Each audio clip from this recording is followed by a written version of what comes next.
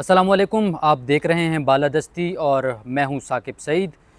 मुल्क में security situation दिन ब दिन ख़राब होती जा रही है और आज जो अफसोसनाक वाक़या हुआ है वो ये है कि बाजौड़ में एक धमाका हुआ है जिसके नतीजे में असिस्टेंट कमिश्नर जो हैं वो शहीद हो चुके हैं। उनके साथ एक तहसीलदार, पुलिस और कुछ दीगर एहलकार जो हैं वो दम तोड़ चुके हैं।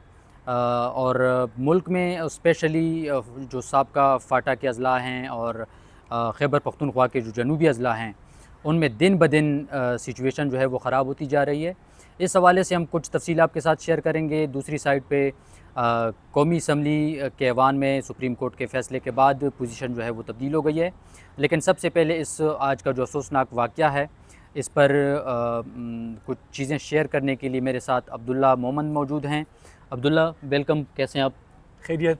ठीक हैं जी बिल्कुल। तो आज का जो वाक़या हुआ है, आपकी, मुझे अंदाज़ा है कि आपकी नज़र है जो सिक्योरिटी सिचुएशन है। कल आप एक ख़बर दे रहे थे जिसमें ओवरऑल जो पिछले महीने की जो अदाद व शुमार हैं, जो दहशतगर्द वाक़यात में जो लोग निशाना बने उसकी भी तफ़सील देंगे, लेकिन पहले ये जो वाक़या हुआ है इसके बारे में थोड़ा सा बताएं। साकिब बहुत शुक्रिया। इंतहाई अफसोसनाक ख़बर है। इस वक्त खैबर पख्तूनख्वा और बलूचिस्तान जो है वो मुसलसल दहशतगर्द तंजीमों के निशाने पर हैं और आए रोज़ जो है वो धमाके होते हैं। और आज सबसे अफसोसनाक ख़बर जो है वो बाजौड़ में पेश आया। बाजौड़ चूँकि इन पूरे जो 7 डिस्ट्रिक्ट या कबायली अज़ला उनमें ज़्यादातर डिस्टर्ब रहा है। वज़ीरिस्तान के साथ अगर कोई इलाका ज़िला जो है वो दहशतगर्दी की वजह से ज़्यादा सफ़र है, वो बाजौड़ है, जिसमें अमन कमेटी के रहनुमा, सरकारी मुलाजमीन, पुलिस, पूली वर्कर्स, अमन कमेटी के लोग और ये सारे लोग जो है वो निशाने पे हैं। तो आज नावगई का इलाका है बाजौड़ का, जो शहीद सेनेटर हिदायतुल्लाह का आबाई इलाका है।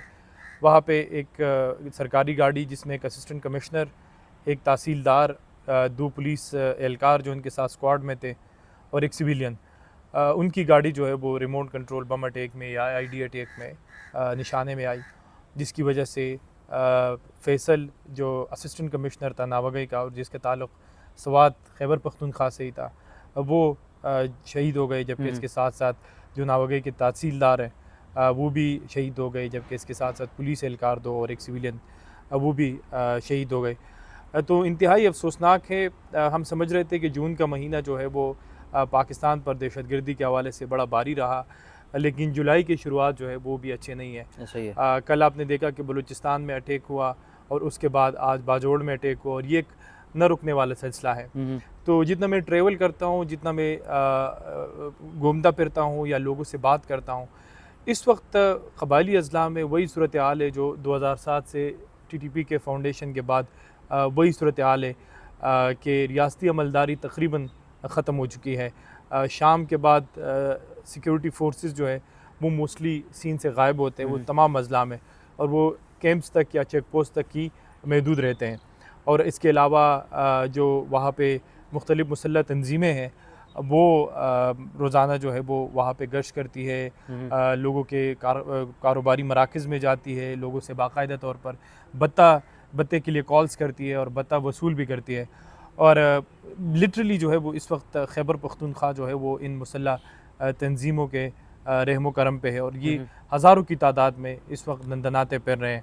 और जो जून के अदाद शुमार है वो मैं आपके साथ शेयर करूँगा कि अब्दुल्ला, पाकिस्तान ये में इसी पे मैं आ रहा था। दहशतगर्दी के जो हमले हुए हैं, जो रिपोर्ट हुए हैं, एक थिंक टैंक ने रिपोर्ट किए हैं, उनमें से 78 इंसिडेंट्स हुए हैं और जून के अंदर। हाँ, जून के अंदर, और 100 हलाकतें हुई हैं। जी बिल्कुल। इनमें आप थोड़ा सा कोई इस तरह की कोई चीज़ है कि ये ज़्यादातर हलाकतें किस इलाके में हुई या कहाँ पे ज़्यादातर अटैक्स हुए? देखिए, मोर देन 78% जो है ये हलाकतें वो खैबर पख्तूनख्वा में हुए। और वो आपको जैसे मैंने बताया कि खैबर पख्तूनख्वा स्पेसिफ़िकली कबायली अज़ला और फिर जो जनूबी अज़ला है वो इस वक्त दहशतगर्दी के निशाने पर है, दहशतगर्दों के निशाने पे हैं। तो न सिर्फ ये कि 78 हमले हुए हैं और उसमें 100 हलाकतें हुई है, जिसमें 53 हमारे सिक्योरिटी फोर्सेस के जवान हैं, जबकि इसके साथ साथ सिविलियन है 39 और कमेटी अमन कमेटी के 2 जो मेम्बरान हैं वो भी इस वक्त निशाने पे हैं, वो उनको भी मारा गया। जबकि इसके साथ साथ जनवरी तक जून जो अदाद शुमार है वो बहुत टेरेबल है। ऐसे ही लगता है कि हम शायद दोबारा वही 2008 और 2013 के बीच जो पीरियड था उसमें जा चुके हैं। और आप देखें कि जनवरी से जून जो 6 महीने हैं उसमें 502 टेररिस्ट अटैक हो चुके हैं। मतलब अगर आप रोज़ाना की बुनियाद पे उसे उठा लें तो ये बहुत ज़्यादा अटैक्स है रोज़ाना की बुनियाद पे, 502 अटैक्स। और इनमें 737 लोग जान बाग हो चुके हैं, 737, और जिसमें सिक्योरिटी फोर्सेस के 284, जबकि सिविलियन जो है वो 273 है, और 688 जो है वो काउंटर टेररिज्म जो ऑपरेशन है उसमें दहशतगर्द भी मारे गए मुख्तलिफ़ तंजीमों के। और एक सिनारियो जो है वो मुकम्मल तौर पे तब्दील हो रही है। इसाक डार साहब चले गए, फिर चीन के साथ जो है वो चीन ने अफ़गानिस्तान को समझाया, और उसके बाद अफ़गानिस्तान की जानिब से एक स्टेटमेंट भी आया कि वहाँ पर पाकिस्तान में जो है वो अमीर के हुक्म के बगैर वहाँ पे आप जंग नहीं कर सकते, या वो जो कहते हैं कि टीडीपी कहते हैं कि जहाद नहीं कर सकते। और इस तनाजुर में लेकिन उसके बावजूद जो दहशतगर्दी के हमले उसमें मुतवातिर इजाफा हो रहा है। लेकिन वो जो स्टेटमेंट आया उसके बाद मतलब मेरा ख्याल है कि 1 महीना तो गुजर चुका है। जी बिल्कुल, महीने से ज़्यादा महीना से ज़्यादा गुजर चुका है, लेकिन उसके बावजूद जो अदाद शुमार हमने देखे हैं कल उसमें इजाफा हुआ है। लेकिन एक और चीज़ जो नोट करने की, मुझे शायद मैं गलत हूँ लेकिन मुझे इस दफ़ा लग रहा है कि जो टेररिस्ट इन हमलों में टारगेट हुए हैं मुसल्लफ़ अफ़वाज की जानिब से, उनकी तादाद भी काफ़ी बड़ी है। देखिए, मैं आपको एक बिल्कुल क्लियर बात बताऊँ कि 2008 से ऑनवर्ड जो रियासत की पॉलिसी थी वो बड़ी मुबहम थी, और रियासत ने चूँकि गुड और बैड तालिबान के जो एक फैक्टर बनाया था कि आपने एक ग्रुप को मारना है, दूसरे को अपने स्ट्रेटेजिक डिप्थ के लिए इस्तेमाल करना है। फिर अफ़गानिस्तान में ये एक वाज़ेह बात है कि अफ़गानिस्तान में जो सूरत हाल इससे पहले थी कि हमसे कहते थे कि यहाँ पे दहशतगर्द छुपे हुए जो अफ़गानिस्तान में हमले करते हैं, हम उसे डिनाई करते थे। अब वही सूरत हाल है पाकिस्तान में कि रोज़ाना की बुनियाद पे अटैक्स हो रहे हैं अफ़गानिस्तान। हम अफ़गानिस्तान को कहते हैं कि टीटीपी वहाँ पे आबाद है, और ये इसमें कोई शक नहीं कि टीटीपी की पूरी लीडरशिप जो है वो वहाँ पे है। लेकिन उसके बावजूद इस वक्त अफ़गानिस्तान की जो हुकूमत है या तालिबान की जो अबूरी हुकूमत है वो इस पोजीशन में नहीं है। वो बातें तो कर सकते हैं, धमकियाँ तो लगा सकते हैं, लेकिन वो टीटीपी के ख़िलाफ़ कोई कार्रवाई नहीं कर सकते, क्योंकि टीटीपी के इस वक्त 12 से 14 हज़ार जो फाइटर्स है वो इस वक्त अफ़गानिस्तान में मौजूद है। और टीटीपी अफ़गान पॉलिटिकल कॉन्टेक्स्ट में या अफ़गान सिक्योरिटी कॉन्टेक्स्ट में एक रियलिटी है। और अफ़गान तालिबान, चूँकि ज़्यादातर अफ़गान तालिबान वज़ीरिस्तान और कबायली अज़ला में रहे, जब अमेरिका यहाँ आया था या रशिया यहाँ आया था, तो इनकी नस्लें उनके साथ हैं, उनके रिश्ते हैं, नज़रियाती तौर पे वो एक ही लोग हैं। तो अब अफ़गान तालिबान तो अलामती तौर पे सिम्बॉलिकली स्टेटमेंट देते हैं कि पाकिस्तान में कार्रवाई ना करें, लेकिन बाकायदा तौर पे आपने देखा कि अब तक इनके ख़िलाफ़ कोई कार्रवाई जो है वो शुरू नहीं हो सकी। तो बड़ा अफसोसनाक है। लेकिन जो इम्पॉर्टेंट नुक्ता जिसमें आपने कहा कि टेररिस्टों की तादाद भी ज़्यादा है, इस वक्त जो मतलब जब पीपल्स पार्टी की हुकूमत थी और एनपी की हुकूमत थी मुश्तरका तौर पे, तो खैबर पख्तूनख्वा में हालात बहुत ख़राब थे, और पीपल्स पार्टी और एनपी का मौक़िफ़ था कि जनरल कियानी जो है वो नॉर्थ वज़ीरिस्तान के अंदर ऑपरेशन करे। लेकिन जनूबी वज़ीरिस्तान जो नॉर्थ वज़ीरिस्तान था वो उस वक्त एक स्ट्रेटेजिक डिप के तौर पे इस्तेमाल होता था। वहाँ पे उज़्बक, चीचन, अलकायदा सब जो थे वो मौजूद थे। तो जनरल कियानी जो है वो ऑपरेशन करने के लिए तैयार नहीं थे, क्योंकि वो उस वक्त स्ट्रेटजी थी। लेकिन जब APS का वाक़या हुआ तो उसके बाद आर्मी पब्लिक स्कूल के वाक़े के बाद नॉर्थ वज़ीरिस्तान में पहला ऑपरेशन ज़रब-ए-अज़ब जो है वो उस वक्त लॉन्च किया गया, और उसके रिपरकशन पर आपने देखे नताइज कि पूरे मुल्क के अंदर और ख़ुसूसन खैबर पख्तूनख्वा के अंदर न सिर्फ रियासती रेड बहाल हुई, बल्कि इसके साथ साथ दीगर जो मुल्क के इलाके वहाँ पे भी दहशतगर्दी की कार्रवाइयों में खासी हद तक कमी आई और तकरीबन ख़त्म हो गई। तो इस वक्त जो पॉलिसी थी मेरे ख़्याल में जो मौजूदा मिलिट्री लीडरशिप है उन्होंने ये पॉलिसी तर्क किया, और उनको पता लग गया है कि जो गुड और बैड की पॉलिसी थी या जो स्ट्रेटेजिक डिप की पॉलिसी थी उसने न सिर्फ पाकिस्तान के सोशल फैब्रिक को तबाह किया, बल्कि इसके साथ साथ पाकिस्तान को इंटरनेशनली आइसोलेट किया, डिप्लोमेटिकली आइसोलेट किया, इकनॉमिकली उनको बड़ा वनरेबल बनाया पाकिस्तान को। तो मौजूदा जो इसमें कोई शक नहीं है कि दहशतगर्दों के हमलों में ख़ासा इजाफा हुआ है। रोज़ाना की बुनियाद पे 5-5 अटैक्स, 6-6 अटैक, 10-10 अटैक्स जो तहरीक तालिबान पाकिस्तान के तर्जुमान हमारे साथ शेयर करते, वेरीफाई नहीं होते, लेकिन उनकी जानिब से जो क्लेम्स आते वो हो रहे हैं। लेकिन इस जानिब से भी रियासत की पॉलिसी भी बहुत सख्त है, और इस वक्त पाकिस्तान की जो सिक्योरिटी पॉलिसी है वो गुड और बेड से बहुत आगे जा चुकी है। और मौजूदा ये है कि ये जो एलिमेंट्स हैं तहरीक तालिबान के या हाफिज़ गुलबादर ग्रुप के या इसके अलावा जो दीगर ग्रुप्स है, उनको हर सूरत ख़त्म करना है ताकि मुल्क में सरमायाकारी आए। जो यहाँ पर चाइना पाकिस्तान इकनॉमिक कॉरिडोर है या one road one belt initiative है, इसके साथ साथ जो तरक्याती काम है वो हो सके। तो इस वक्त वो इनडिस्क्रिमिनेटली इन टेररिस्ट ग्रुपों को निशाना बना रहे हैं। लेकिन दूसरी जानिब अफ़गानिस्तान में जब से तालिबान की हुकूमत आई है, और यूएन की एक रिपोर्ट भी है जिसमें कहा कि अफ़गान तालिबान जो पाकिस्तानी तालिबान है अफ़गानिस्तान में, वो न सिर्फ बेस्ड है बल्कि वो बहुत हद तक मजबूत हो चुके हैं। और अब जो सबसे डेंजरस ट्रेंड है इस वक्त इस रीजन के अंदर, एक तो ये कि प्रॉक्सी एलिमेंट्स भी बहुत ज़्यादा है इस खत्ते में। अमेरिका की अपनी प्रॉक्सीज़ है, हिंदुस्तान की अपनी प्रॉक्सीज़ है, मिडिल ईस्ट की अपनी प्रॉक्सीज़ है जो इस वक्त है। लेकिन जो अलायंस हो रहा है मुख्तलिफ दहशतगर्द तंजीमों के दरमियान या बलोच तंजीमों और इन तंजीम, लेकिन ख़ासकर जो हाफिज़ गुलबादर एक रियलिटी है वज़ीरिस्तान के अंदर, या TTP ख़ासकर वज़ीरिस्तान मोमन बाजवड़ और खैबर में, और इसके साथ साथ वज़ीरिस्तान में एक रियलिटी है। तो ये चीज़ें बड़ी सख्त है। और जब जो ये अलायंस बन रहे हैं तो इससे न सिर्फ उनकी ताकत में इजाफा हो रहा है बल्कि मज़ीद लोग भी उनमें शामिल हो रहे हैं। तो अब इसका तोड़ कैसे? बिलावल भुट्टो ज़रदारी ने भी कहा है आज, एक बहुत इंपॉर्टेंट स्टेटमेंट है जिसमें उन्होंने कहा है कि आप जो है इन तंजीमों के ख़िलाफ़ कार्रवाई करें। लेकिन अफ़गानिस्तान की मौजूद जो वहाँ पे अबूरी हुकूमत है उनकी अपनी मजबूरियाँ हैं, इस वक्त वो कार्रवाई की पोजीशन में नहीं है। लेकिन जिस तरह हमले हो रहे, एक इंसर्जेंसी का एक पैटर्न ये भी है कि जिस तरह रियासत उनको मार रही है मुख्तलिफ इलाकों में बॉर्डर क्रॉस करते वक्त, काउंटर टेररिज्म ऑपरेशंस में, मतलब 688 6 महीनों में एक बहुत बड़ा फिगर है टेररिस्ट का, बहुत बड़ा फिगर तो इससे लगता है कि वो भी बौखलाहट का शिकार है।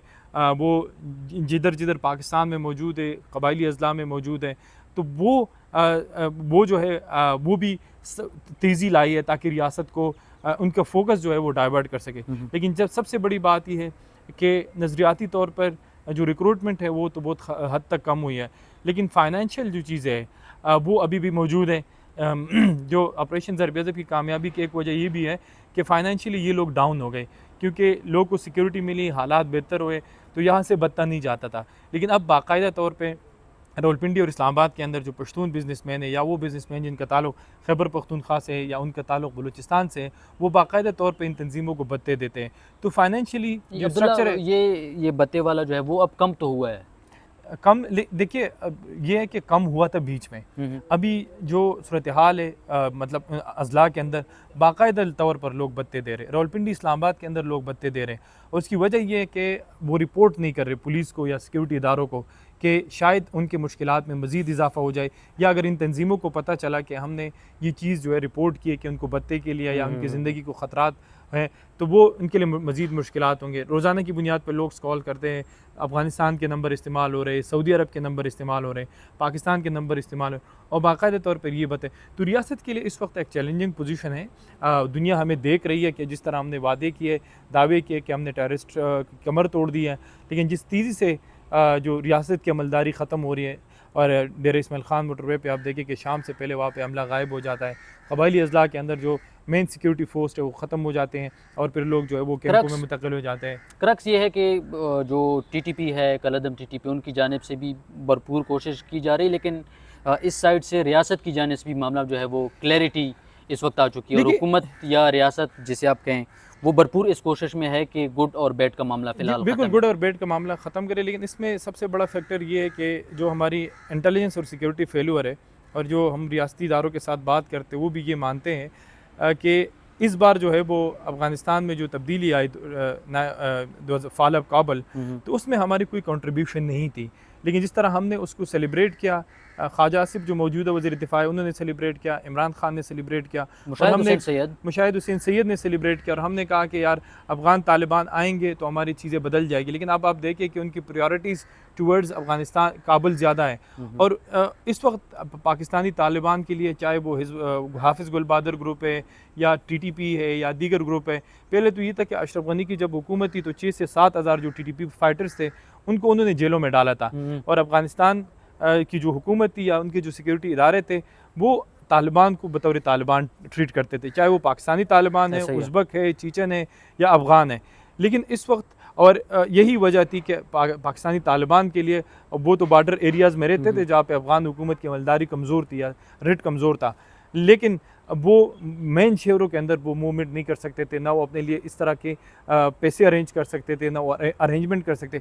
लेकिन अब अफ़गानिस्तान जो है वो एक ओपन पैराडाइस है उनके लिए, और यही एक वजह है कि जिस तरह वो दंदनाते पर काबुल के अंदर और अफ़गानिस्तान के अंदर, ये उनकी एक ताकत है। और हम ये इस चीज़ को डिनाई नहीं कर सकते कि अगर अफ़गान तालिबान या अफ़गानिस्तान की मौजूदा जो अबूरी हुकूमत है वो डिनाई करे कि नहीं हम इसका हिस्सा नहीं है, हम टीटीपी को सपोर्ट नहीं कर सकते, मेरे ख़्याल में ऐसा नहीं है।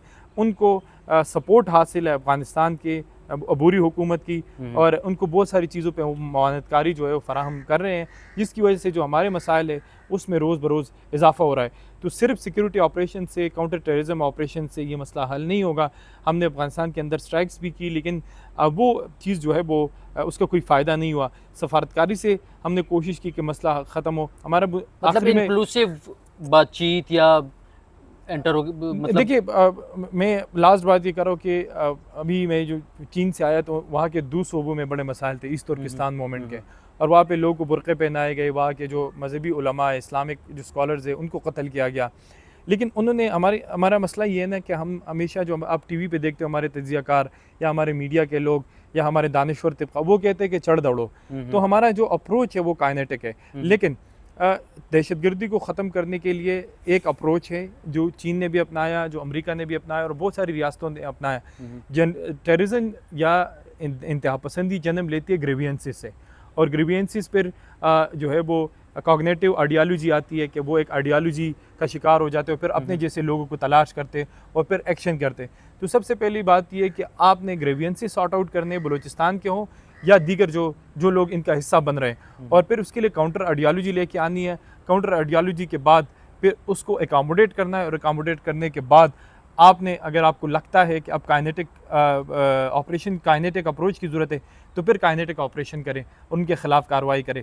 लेकिन अनफॉर्चुनेटली जो हमारा काइनेटिक अप्रोच है सिंस 2008 वो अभी तक काम नहीं कर रहा। हमारे पास न काउंटर आइडियालॉजी है, न काउंटर टेररिज्म की कोई स्ट्रेटजी है, न रेडिकलाइजेशन को ख़त्म करने के लिए हमारे पास कोई डी रेडिकलाइजेशन का अप्रोच है। तो ये एक बहुत बड़ा मसला है, और अनफॉर्चुनेटली दिल दुखता है, रोज़ाना हमारे लोग मर रहे हैं। जिस तरह आज एक नौजवान लड़का जिसके ताल्लुक़ सवात से है, पढ़ के, ख्वाब देख के, कॉम्पिटिटिव एग्ज़ामिनेशन की तैयारी करके वो यहाँ तक पहुँचा था, और उन्हें भी 2 साल भी सर्विस नहीं की कि उनको इस धमाके में जो है वो मारा गया। तो ये एक बड़ा ट्रॉमेटिक है, बड़ा पेनफुल है, और हमें इसके लिए संजीदा इक़दाम करने होंगे। Thank you Abdullah. आज अभी हम दूसरी जो बड़ी ख़बर है, बहुत बड़ी ख़बर है, वो ये है कि सुप्रीम कोर्ट ने फ़ैसला दिया था जो मख़सूस नशिस्तें हैं उस पर आज इलेक्शन कमीशन ने अमल किया, और उन्होंने जो नोटिफिकेशंस हैं वो कौमी असम्बली में भेज दिए, और कौमी असम्बली ने भी उसका जो मख़सूस नशिस्तों की बहाली के हवाले से जो कौमी असम्बली के तर्जुमान हैं उन्होंने मीडिया को आगाह कर दिया है। और अब कौमी असम्बली में मेंबरान की जो कुल तादाद है वो 333 हो गई, और हुक्मरान इत्तेहाद की जो नशिस्तें हैं वो अब 235 तक जा पहुंची हैं, और इसका मतलब है कि हुकूमत को 2/3 मेजॉरिटी से भी ज़्यादा नशिस्तें जो हैं वो हासिल हो गई। 224 नशिस्तें 2/3 मेजॉरिटी के लिए चाहिए, और अब हुकूमत के पास 235 नशिस्तें हैं। इसका मतलब है कि हुकूमत के पास 2/3 मेजॉरिटी से भी ज़्यादा 11 नशिस्तें आ गई हैं, और हुकूमत अब जब चाहे एक नई आइनी तरमीम जो है वो मंजूर कर सकती है, और इस आइनी तरमीम में हुकूमत को किसी की ज़रूरत अब नहीं रहेगी। इसी तरह अब जो दीगर जो जुज़ियात हैं उसके वो ये हैं कि 336 के ऐवान में 333 मेंबरान जो हैं वो इस वक्त कौमी असम्बली का हिस्सा हैं। एक मेंबर कौमी असम्बली सदफ़ एहसान उनकी रुकनीत फ़िलहाल मुअत्तल है, और 2 मख़सूस नशिस्तें जो हैं वो ताहाल खाली हैं। कौमी असम्बली में नून लीग की मजमूई नशिस्तें 123 हो गई, और पीपल्स पार्टी की 74 और GUI की 10 नशिस्तें जो हैं वो अब हो चुकी हैं। लेकिन अब हुकूमत को GUI की ज़रूरत जो है फ़िलहाल नहीं रही। मैं पिछले एक व्लॉग में भी बता चुका हूँ कि मौलाना फजलुर रहमान अब अपना उनका जो स्ट्रेटजी थी वो शायद अब तब्दील करें, या उनको तब्दील करना पड़े। उसकी वजह यह है कि पहले वो ये कहते रहे कि वो ये नहीं चाहते कि पाकिस्तान तहरीक इंसाफ उनको इस्तेमाल करे, लेकिन हो सकता है कि अब वो चूँकि उनकी ज़रूरत नहीं रही हुकूमत को, तो हो सकता है कि वो अपना नया लाएअमल जो है वो तैयार करके आगे बढ़ें, लेकिन फ़िलहाल वो खामोश हैं, उन्होंने कोई रद्द-ए-अमल नहीं दिया। लेकिन इस वक्त हुकूमत जो है वो काफ़ी मज़बूत हो चुकी है। एक नई आइनी तरमीम की बाज़गश्त जो है वो जारी है। हुकूमत ने गो के अब तक इस हवाले से कुछ भी नहीं कहा, लेकिन एक चीज़ क्लियर है, वो ये है कि अगर इस बार हुकूमत कोई आइनी तरमीम करेगी तो वो कोई आम आइनी तरमीम नहीं होगी, और वो बहुत जामे किस्म की तरमीम लेके आएगी हुकूमत, और तमाम पिछले जो हिसाब किताब है वो चुका कर रहेगी हुकूमत। और ये ख़तरनाक भी हो सकती है, और कोई नए मौक़े जो है वो रियासत के लिए या कौम के लिए खोल सकती है। लेकिन अब फ़ैसला हुकूमत ने करना है कि उन्होंने कैसे आगे जाना है। उन्होंने अवाम के लिए चीज़ें ठीक करनी हैं, या इस्टेब्लिशमेंट और हुकूमत की जो ग्रिप है वो इस मुल्क पर मज़ीद मज़बूत करनी है। अब ये मामला हुकूमत के हाथ में है। साकिब सईद को इजाज़त दीजिए। अल्लाह हाफ़िज़।